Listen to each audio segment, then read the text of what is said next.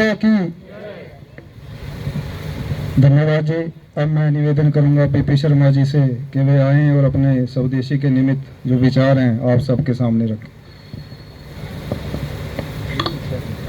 धन्यवाद कौशिक जी। आप सभी प्रबुद्धजनों की उपस्थिति को प्रणाम करता हूं। जैसा मेरे मुझसे पहले जो स्पीकर्स हैं उन्होंने बताया कि हम ये स्वदेशी अपनाने के लिए प्रोग्राम जो रखा गया है, तो थोड़ा सा मैं आपको इसका बैकग्राउंड भी बता दूं। मोदी जी के आने से पहले जो सरकारें रही हैं, ग्लोबलाइजेशन के दौर में उन्होंने ऐसे कुछ संधियां की, ऐसे एग्रीमेंट्स किए कि बाहर का जो सामान है हमारे देश में आना शुरू हो गया। प्राइसेस उन्होंने इतने कम रखे कि धीरे धीरे उन्होंने हमारे स्वदेशी सामान को पीछे छोड़ दिया और यहाँ तक कि हमारे घरों की छोटी छोटी चीज़ें भी चाइना से बनी आने लगी। चाइना अगर आप देखें तो किसी धर्म को नहीं मानता, वो किसी धर्म की वहाँ इजाज़त है।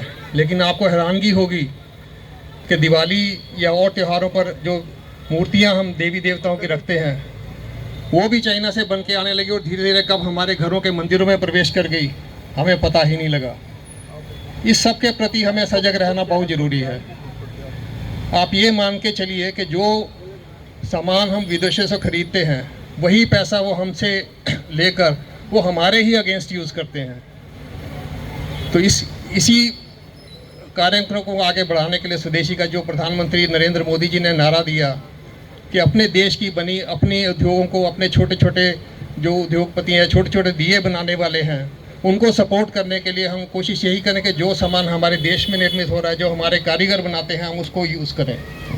छोटी छोटी आइटमें हैं, जैसे आप अपने किचन का सामान ही देख लीजिए, उसमें मैक्सिमम आपको पहले जो था चाइना की चीज़ें मिल जाती थी, चाहे वो इवन चाय छानने की छाननी तक चाइना से आने लग गई थी।